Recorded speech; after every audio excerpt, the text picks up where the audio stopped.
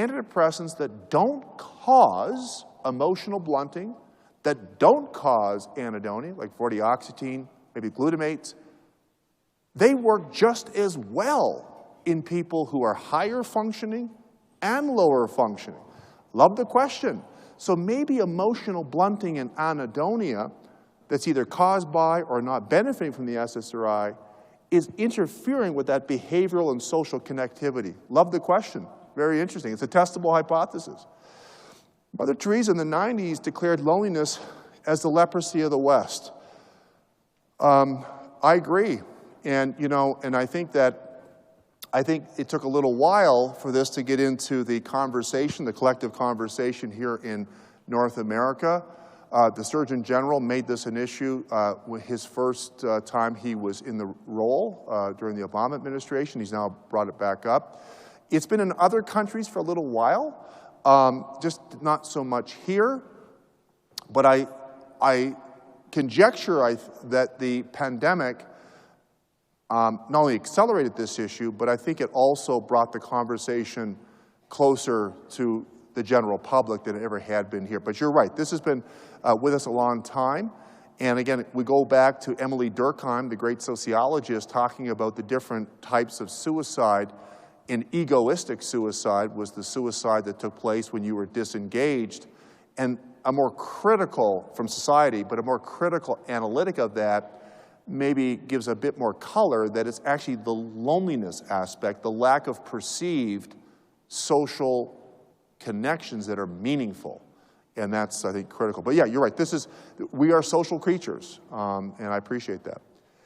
Is there any research on the effect of religion, spirituality, and faith-based communities? What a great question. In the document that was prepared by the Office of the Surgeon General, they cite statistics that we've all heard about this, that less than 50% of people in America would identify as being part of a church, a synagogue, or a mosque. And that's about a 25 to 30% drop in only 20 to 25 years. So that's one index of being part of a group. Obviously, there's other ways one can be spiritual and so on. And we are seeing, in fact, in many of these surveys, not only are people less likely to participate in church, synagogue, mosque, and other spiritual groups, but less involved in community groups, community organizations, and so on. This is all coming down.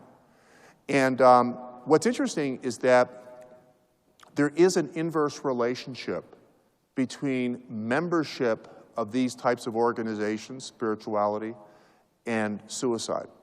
And that's been reported for many, many, many years. So yes, there is work on that.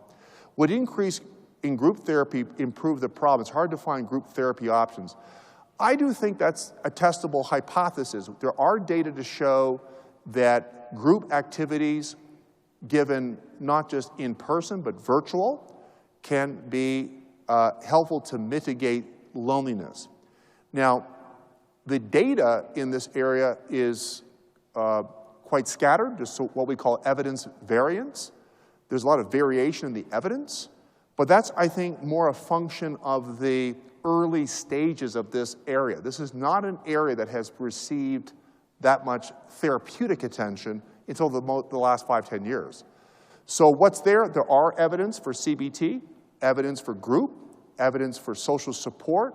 There's what's called SP, social prescribing, and there are data, no surprise, that show decrease in loneliness. Ruthless academicians who want to see the highest rigorous data. You see, academicians don't even believe a parachute works if you jump out of a plane because there's never been a placebo-controlled trial. Right? No one's been randomized to the parachute or the placebo, so they don't believe it. So this is the kind of silliness that goes on sometimes in academia. But that being said, we in fact do need obviously more rigor, but there are some data on that. How do we assist people with loneliness form meaningful relationships in a tech-run society? There's a decrease, I agree, attendance in churches and groups. How do we do this? You know, I think that there's, it starts with most things. Remember Prochaska's model? I think it starts with contemplation. You know, we've been pretty contemplative. I was certainly pretty contemplative about this. And then we have to be contemplative. I'm now landing, I'm a psychopharmacologist.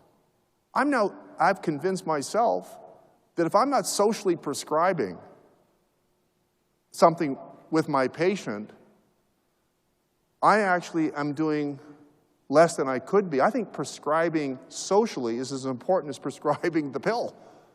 And yeah, that's what I believe, right? I believe it. And it's sort of, I guess it's kind of come full circle for me here, because it's, not, again, not something I previously considered. I'm now convinced it's the case. And so now, it's easy to say technology. I'll finish off on this point. I haven't landed on the conclusion technology is bad. I don't think technology is bad. I think technology is either or. And there's no question that technology helps a lot of my patients decrease their loneliness. They can have meaningful relationships on these types of social accounts and so on.